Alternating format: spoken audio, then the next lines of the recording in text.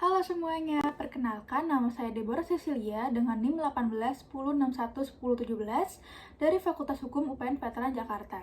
Pada kesempatan kali ini, saya akan membahas mengenai perbandingan hukum perdata terkait perbandingan hukum mengenai adopsi dan juga perbandingan hukum mengenai catatan sipil.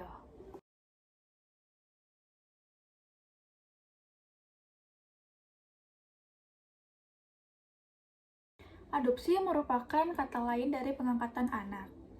Adapun dasar hukum mengenai adopsi atau pengangkatan anak di Indonesia, yaitu terdapat di dalam pasal 1 butir 2 Peraturan Pemerintah Nomor 54 Tahun 2007 yang menyebutkan bahwa pengangkatan anak adalah suatu perbuatan hukum yang mengalihkan seorang anak dari lingkungan kekuasaan orang tua, wali yang sah, atau orang lain yang bertanggung jawab atas perawatan, pendidikan, dan membesarkan anak tersebut ke dalam lingkungan keluarga orang tua angkat anak tersebut. Pada pembahasan mengenai perbandingan hukum adopsi ini, saya akan membahas mengenai bagaimana hak waris yang didapatkan oleh anak hasil adopsi berdasarkan hukum perdata dan hukum adat, yaitu hukum adat Batak. Hak waris anak angkat menurut Kitab Undang-Undang Hukum Perdata. Berdasarkan pasal 39 ayat 1 Undang-Undang Nomor 23 Tahun 2002 tentang Perlindungan Anak, dijelaskan bahwa pengangkatan anak hanya dapat dilakukan untuk kepentingan yang terbaik bagi anak dan dilakukan berdasarkan adat kebiasaan setempat dan ketentuan peraturan perundang-undangan yang berlaku. Berdasarkan hukum pengangkatan anak yang melalui adopsi yang dilakukan dengan penetapan pengadilan, status anak angkat sama dengan kedudukannya dengan anak kandung. Akibat hukumnya dalam pembagian harta warisan berlaku sama dengan anak kandung seperti tertuang dalam pasal 852 KUH-PER. Menurut pasal 830 KUH-PER, pewaris hanya berlangsung karena kematian. Jadi peninggalan atau warisan baru terbuka kalau si pewaris itu sudah meninggal dunia dan si ahli waris masih hidup saat warisannya terbuka. Pada dasarnya hak mewaris anak angkat itu tidak diatur dalam KUH-PER. Namun khusus bagi warga negara Indonesia keturunan Tionghoa, kedudukan anak angkat adalah sama dengan anak sah. Untuk itu, ia berhak mewarisi harta warisan orang tua angkatnya menurut undang-undang atau mewariskan berdasarkan hukum waris testamenter apabila ia mendapatkan testamen atau hibah wasiat. Mengenai pembagian warisan yang diperoleh oleh anak angkat tercantum pada ahli waris golongan 1. Ahli waris golongan 1 itu terdiri dari anak-anak atau sekalian keturunannya. Anak yang dimaksud pada pasal tersebut adalah anak yang sah. Penjelasan mengenai kelompok anak sah itu terdiri dari anak-anak yang asli keturunannya serta anak-anak yang diadopsi secara sah.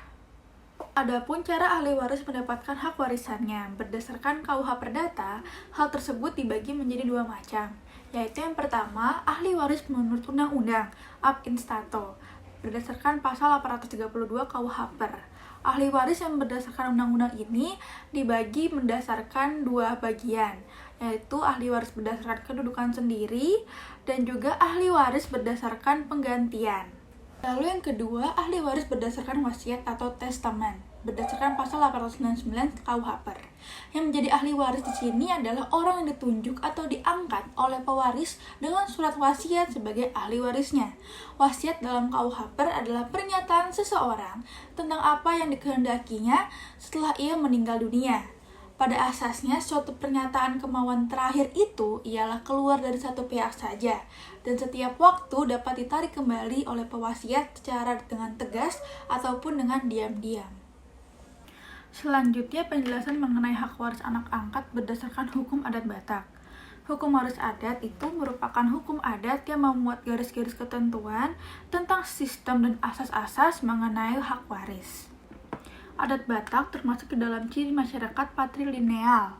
Hal ini dikarenakan adat Batak itu lebih menitikberatkan pada kedudukan laki-laki dan anggota keluarga lainnya yang berasal dari pihak laki-laki.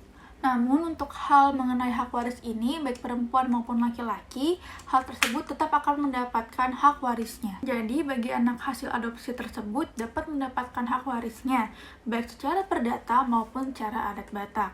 Semua keputusan bersifat dapat dipilih berdasarkan dengan pilihan hukum atau choice of law yang akan ditetapkan oleh pengadilan yang berwenang. Lalu selanjutnya membahas mengenai perbandingan hukum dalam pencatatan sipil. Dalam hal ini saya membahas mengenai penggantian jenis kelamin. Sebelumnya, pengertian pencatatan sipil. Pencatatan sipil adalah pencatatan peristiwa penting yang dialami oleh seseorang, dimulai dari kelahiran, perkawinan, perceraian, kematian, sampai pengakuan dan pengesahan anak, atau juga penggantian nama ke instansi yang berwenang. Pada dasarnya, di Indonesia itu belum ada aturan khusus mengenai penggantian jenis kelamin bagi seseorang yang telah melakukan operasi kelamin. Akan tetapi, untuk memberikan perlindungan, pengakuan, penentuan status pribadi, dan status hukum pada setiap peristiwa kependudukan dan peristiwa penting lainnya yang dialami oleh penduduk warga negara Indonesia ataupun warga negara yang ada di luar Indonesia, telah diterbitkan Undang-Undang Nomor 23 Tahun 2006 tentang Administrasi Kependudukan. Selanjutnya dapat disingkat dengan Undang-Undang Adminduk. Dilihat berdasarkan pasal 56 ayat 1 UU Adminduk, jika benar seseorang telah mengubah jenis kelaminnya, harus memohonkan kepada pengadilan untuk mendapatkan penetapan dari pengadilan. Penetapan tersebut dapat difungsikan untuk mendapatkan pengesahan atas perubahan kelamin. Setelah mendapatkan pengesahan atas perubahan kelamin dari pengadilan ataupun negara, berdasarkan penetapan pengadilan tersebut, maka dapat mengajukan permohonan untuk mengubah identitas, baik nama maupun jenis kelamin, dalam dokumen kependudukan.